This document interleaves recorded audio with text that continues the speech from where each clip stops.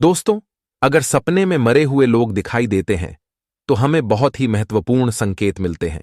दोस्तों, एक बार देवर्षि नारद यमराज से मिलने के लिए यमलोक जाते हैं।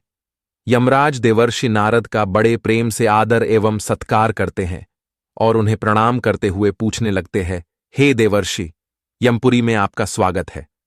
आपके दर्शन से आज मैं धन्य हुआ और आपके चरण पड़ने से यमपुरी की शोभा बढ़ गई है। इस प्रकार से यमराज के द्वारा स्वागत किए जाने पर देवर्षि नारद प्रसन्न होते हैं और यमराज को भी प्रणाम करते हैं और कहते हैं, हे मृत्यु के देवता यमराज, आपको भी मेरा प्रणाम है। आपके आदर सत्कार से हम अत्यंत प्रसन्न हुए। फिर यमराज नारद जी से कहते हैं, हे देवर्षि, आज आपका यमलोक में आने का क्या प्रयोजन है? अवश्य ही कोई महत्वपूर्ण कार्य अथवा कोई महत्वपूर्ण समाचार लेकर आप आए होंगे, या फिर हमसे कोई भूल तो नहीं हुई है? कृपया बताइए, मैं आपकी क्या सेवा कर सकता हूं? तब देवर्षि नारद कहते हैं, हे धर्मराज, आप तो मृत्यु के तथा न्याय के देवता हैं।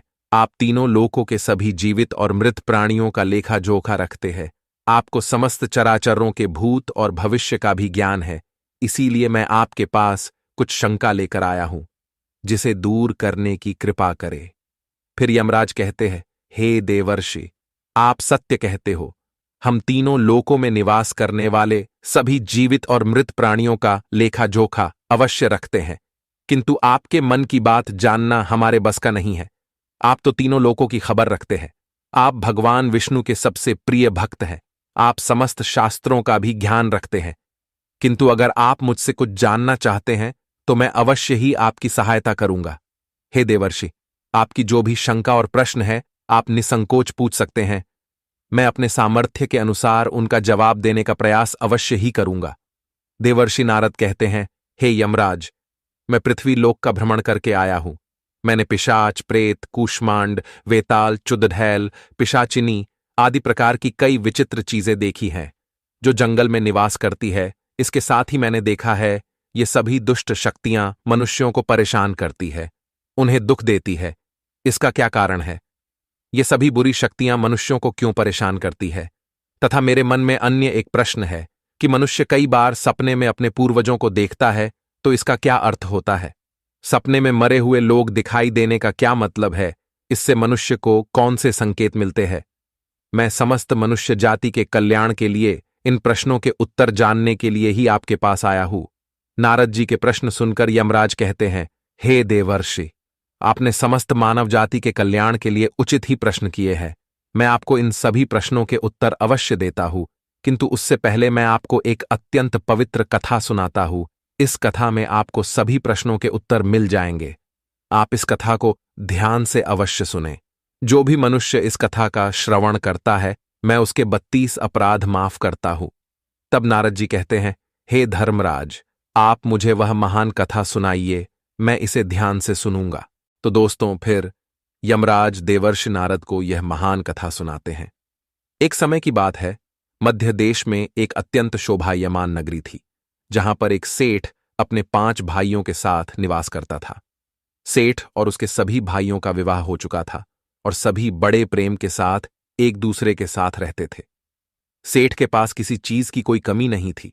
वह और उसके भाई बहुत मेहनती थे और मिलजुल कर व्यापार और खेती करते थे। पूरे नगर में सेठ के जितना कोई धनवान नहीं था। ये सारी संपत्ति सेठ को उसके पूर्वजों से ही प्राप्त हुई थी। सेठ के पूर्वज महादानी और दयावान थे। वे सभी दान धर्म तथा अनेक प्रकार के यज्ञ, हवन आदि धार्मिक कार्य किया करते थे, किंतु सेठ कंजूस स्वभाव का था और उसके अंदर पूर्वजों के लक्षण नहीं थे। सेठ ना दान धर्म करता और ना ही यज्ञ तथा हवन आदि कार्य करता था। सेठ ने धन तो बहुत इकट्ठा किया था, किंतु उसने कभी अपने धन का सदुपयोग नहीं किया। उसने कभी किसी को फूटी कौड़ी भी दान में नहीं दी और ना ही उसने कभी दूसरों को भोजन कराया। सेठ के पूर्वज तो मंदिरों में भंडारा दिया करते थे, गरीबों को वस्त्र तथा अन्न का दान किया करते थे, लेकिन सेठ ने अपने पूर्वजों का कभी अनुसरण नहीं किया। वह हमेशा ही धन कमाने में और धन का संचय करने में लगा रहता था, जिससे उसके पास बहुत सारी धन संपत्ति तो हो गई, लेकिन उसके पूर्वज उससे बहुत दुखी और नाराज हो गए। सेठ के पूर्वजों को अपने पुत्र का व्यवहार ठीक नहीं लगता था। इसी कारण से वे पितृलोक में भी दुखी ही रहा करते थे। धन कमाने के लालच में सेठ इतना उन्मत्त हो गया कि वह अपने पूर्वजों को भी भूल गया और उसने अपने पूर्वजों का श्राद्ध तथा तर्पण आदि कार्य करना भी बंद कर दिया, जिससे उसके पूर्वजों की आत्मा की तृप्ति नहीं होती थी। वे अपने पुत्र के ऐसे व्यवहार से दुखी रहने लगे। फिर एक दिन उस सेठ के पूर्वज चर्चा करते हैं और उससे मिलने के लिए जाने के विषय में सोचते हैं। फिर सभी पितृगण यमराज के पास जाते हैं और उनसे प्रार्थना करने लगते हैं। वे सभी पितृ यमराज से कहते हैं, हे धर्मराज, हमारे पुत्रों की मति भ्रष्ट हो गई है, जिस कारण से हमारी संतुष्टि नहीं हो रही है। कृपया आप हमें हमारे पुत्रों से मिलने के लिए एक बार जाने दें। हम हमारे पुत्रों को समझा कर लौट आएंगे, उन्हें शास्त्रों का ज्ञान देकर फिर से यमलोक लौट आएंगे। तब यमराज ने उन्हें आज्ञा देते हुए कहा, हे महात्माओं, तुम अपने पुत्र को मिलने के लिए तो नहीं जा सकते, किंतु तुम अपने पुत्र को स्वप्न के माध्यम से संकेत अवश्य दे सकते हो। फिर वे सभी पितृ इस बात पर सहमत हो जाते हैं और एक एक करके अपने सभी पुत्रों के सपनों में जाकर उन्हें दर्शन देते हैं। सबसे पहले वे अपने बड़े पुत्र के अर्थात उस सेठ के सपने में उसे दर्शन देते हैं और उसे संकेत देते हैं, किंतु उनका बड़ा पुत्र उनके संकेतों को समझ नहीं पाता है। दूसरे दिन जागने पर वह उस सपने को भूल जाता है और अपने पितरों के द्वारा दिए गए संकेतों को भी नजरअंदाज कर देता है। फिर सभी पितृगण अन्य पुत्रों के सपनों में जाकर भी उन्हें दर्शन देने लगते हैं तथा उन्हें अनेक प्रकार के संकेत भी देते हैं, लेकिन उनके बाकी पुत्र भी उन संकेतों को दुर्लक्ष्य कर देते हैं।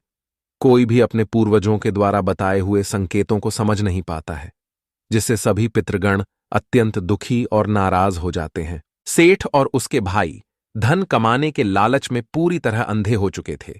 उन्हें पूर्वजों के द्वारा प्राप्त दिव्य संकेतों का महत्व कुछ भी नहीं लगता था, किंतु पितरों के स्वप्न में दर्शन देने के कुछ ही दिनों के बाद उस सेठ को व्यापार में नुकसान उठाना पड़ता है। उसे व्यापार में बहुत ज्यादा घाटा होने लगता है, जिससे उसकी सारी धन संपत्ति नष्ट हो जाती है।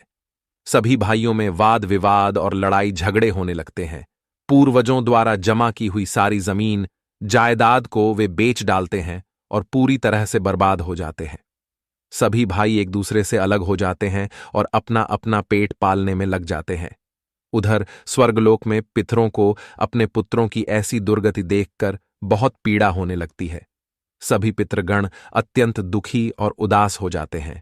फिर से वे सभी यमराज के पास जाते हैं और कहने लगते हैं, हे धर्मराज, हमसे हमारे पुत्रों की ऐसी दुर्गति नहीं देखी जाती है। हमारे द्वारा किए गए सभी पुण्य कर्मों को हमारे पुत्रों ने नष्ट कर डाला है। कृपया आप कुछ ऐसा उपाय करें जिससे हमारे पुत्रों को उनकी भूल का पता चल जाए। फिर यमराज उन पितरों से कहते हैं, हे महात्माओं, तुम्हारी इस व्यथा को मैं समझता हूं, मैं तुम्हारी अवश्य ही सहायता करूंगा। फिर दोस्तों यमराज एक साधु का रूप धारण करके पृथ्वी पर आते हैं और उन पितरों के पुत्रों को मिलने के लिए जाते हैं। सबसे पहले वे उस सेठ के घर पर जाते हैं तो वह सेठ अत्यंत बीमार पड़ा हुआ होता है। सेठ की पत्नी साधु का स्वागत करती है और दान करने लगती है तो वह साधु कहता है, हे पुत्री, तुम्हारे घर में पितृ दोष है, उसी कारण से तुम्हारे पति की यह दशा हुई है। तुम्हारे पति के कर्मों के कारण उसके पूर्वज रुष्ट हुए हैं। साधु की बात सुनकर सेठ पूछने लगता है, हे साधु, मैंने ऐसा कौन सा पाप किया है जो मेरा सब कुछ बर्बाद हो गया? मेरे भाई भी मुझे छोड़कर चले गए और मैं बीमार पड़ गया। तब वह साधु कहता है, हे पुत्र, तुमने अपने पूर्वजों को नाराज किया है। तुम्हारे पूर्वजों ने जो संपत्ति और पुण्य अर्जित किया था उसे तुमने और तुम्हारे भाइयों ने नष्ट कर दिया। इसी कारण से तुम्हारी यह दुर्गति हुई है। तुम्हारे पूर्वजों ने सपने में आकर तुम्हें कई महत्वपूर्ण संकेत दिए थे, किंतु तुमने उन संकेतों को दुर्लक्ष्य कर दिया और अपने पूर्वजों को अपमानित किया है। यही कारण है कि तुम्हारा सारा वैभव नष्ट हो चुका है। इस प्रकार से उस साधु के द्वारा बताने पर उस सेठ को सब कुछ पता चल जाता है। उसे याद आता है कि उसके सपने में उसके पूर्वजों ने उसे दर्शन दिए थे। वह सेठ उस साधु से कहता है, हे साधु महात्मा, आप सत्य कह रहे हैं। हमारे पूर्वजों ने हमें सपने में दर्शन अवश्य दिए थे, किंतु हम उनके द्वारा दिए गए संकेतों को समझ नहीं पाए। कृपया आप मुझे सपने में पूर्वजों को देखने पर क्या संकेत मिलते हैं, इस बारे में बताइए। फिर वह साधु कहते हैं, हे पुत्र, अब तुम ध्यान से सुनो। मैं तुम्हें सपने में पूर्वज दिखाई देने पर मिलने वाले संकेतों के बारे में बताता हूं। यमराज कहते हैं, हे पुत्र, यदि पितरों का उद्धार नहीं होता है तो वे प्रेत योनि में ही मृत्युलोक पर भटक रहे होते हैं। वे भूख प्यास से व्याकुल होकर अपने परिवारजनों के घर में प्रवेश करते हैं। यदि सपने में घोड़ा, हाथी, बैल अथवा मनुष्य का विकृत रूप दिखाई पड़े तो समझ जाना चाहिए कि पितृगण अपने पुत्रों के व्यवहार से अत्यंत दुखी है। जो मनुष्य पशु पक्षियों को अन्न का दान नहीं करता है तो उसके पितृ अत्यंत दुखी होकर पशुओं का रूप धारण करके सपने में दर्शन देते हैं। यदि कोई ऐसा सपना आता है जिसमें कोई पशु अथवा जानवर मनुष्य की वाणी में बोलता हुआ दिखाई दे अथवा कुत्ता, बैल, गाय आदि प्राणी मनुष्य की तरह बातें करते हुए दिखाई पड़ते हैं तो इसका यह अर्थ होता है कि मनुष्य के पितृ उससे अत्यंत रुष्ट है। ऐसे मनुष्य को भविष्य में भयंकर अपमान का सामना करना पड़ सकता है। ऐसे मनुष्य के जीवन में क्लेश होता है। उसके भाई बंधु पशुओं की भांति युद्ध करने लगते हैं। यमराज कहते हैं, यदि सपने में मृत परिजन कुछ मांगते हुए दिखाई देते हैं तो इस स्वप्न को मनुष्य को कभी दुर्लक्ष्य नहीं करना चाहिए। इस सपने का यह अर्थ है कि उस मनुष्य के पूर्वज असंतुष्ट है, उनकी पितृलोक में तृप्ति नहीं हो रही है। जिस मनुष्य को सपने में उसके मृत पूर्वज कुछ मांगते हुए दिखाई पड़ते हैं तो उस मनुष्य का सारा अन्न भंडार समाप्त हो जाता है। वह घोर दरिद्रता में पड़ जाता है, वह भिखारी बन जाता है। इसीलिए उस मनुष्य को तुरंत ही अन्न का दान करके अपने मृत पूर्वजों को संतुष्ट करना चाहिए। यदि सपने में पूर्वज क्रोधी अवस्था में दिखाई देते हैं तो उस मनुष्य के पूर्वज उसके कार्यों से संतुष्ट नहीं है। वह मनुष्य जो भी कार्य अथवा व्यापार कर रहा है उसे उसमें नुकसान अवश्य उठाना पड़ता है। उसके द्वारा किए गए सभी कार्य व्यर्थ हो जाते हैं और उनका कोई फल उसे प्राप्त नहीं होता है। यदि सपने में पूर्वज दिखाई पड़ते हैं और अचानक से अदृश्य हो जाते हैं तो आने वाले समय में उस मनुष्य पर कोई बड़ा संकट आने वाला है, ऐसा समझना चाहिए। यदि सपने में कोई मनुष्य अपने मृत परिजनों को रोता हुआ देखता है तो उसके पूर्वज उसे यह संकेत दे रहे हैं कि उसे भविष्य में नुकसान उठाना पड़ेगा। उसका सारा धन, वैभव नष्ट हो जाएगा और उसे भयंकर दरिद्रता का सामना करना पड़ेगा। आने वाले संकट की घड़ी को देखकर पूर्वज सपने में रोते हुए दिखाई पड़ते हैं। यदि सपने में पूर्वज गंदे और मैले वस्त्र पहने हुए दिखाई देते हैं तो निश्चित ही उस मनुष्य का सारा धन नष्ट हो जाएगा, वह धनहीन हो जाएगा। तब वह साधु कहता है, हे पुत्र, यदि तुम्हें भी इस प्रकार के सपने दिखाई पड़े हैं तो तुम्हें अपने पूर्वजों को प्रसन्न करने के लिए दान, धर्म, तर्पण, श्राद्ध आदि कर्म करने चाहिए, जिससे तुम्हारे सभी कष्ट दूर होंगे। उस साधु की बात सुनकर उस सेठ को अपनी गलती का एहसास हो जाता है और वह तुरंत ही अपने भाइयों के पास जाता है और उन्हें साधु के द्वारा बताई हुई बात बता देता है। फिर सभी भाइयों को समझ में आ जाता है कि उनके पूर्वज उन्हें सपने में आकर संकेत दे रहे थे। फिर वे सभी भाई मिलकर नदी के तट पर जाते हैं और अपने पूर्वजों के लिए श्राद्ध, तर्पण, दान, धर्म आदि कार्य करते हैं और अपने पितरों को संतुष्ट करते हैं। फिर एक दिन उनके पूर्वज उनके सपने में आकर उन्हें दर्शन देते हैं और उन्हें नाना प्रकार के संकेत देते हैं। यमराज नारद जी से कहते हैं, हे देवर्षि, जब मनुष्य के पूर्वज संतुष्ट हो जाते हैं तब मनुष्यों को अनेक प्रकार के संकेत प्राप्त होते हैं। यदि सपने में मृत परिजन सिर पर हाथ फिराते हुए दिखाई देते हैं, इस सपने का अर्थ यह है कि वे बहुत अधिक प्रसन्न हैं। पूर्वज यह संकेत दे रहे हैं कि उस मनुष्य के जीवन में कुछ बहुत ही अच्छा होने वाला है। यदि पूर्वज मनुष्य की ओर हाथ बढ़ाते हुए दिखाई देते हैं तो पूर्वज यह संकेत दे रहे हैं कि मनुष्य जो भी काम कर रहे हैं उससे वे संतुष्ट हैं और उसे उस कार्य में अवश्य ही सफलता प्राप्त होगी।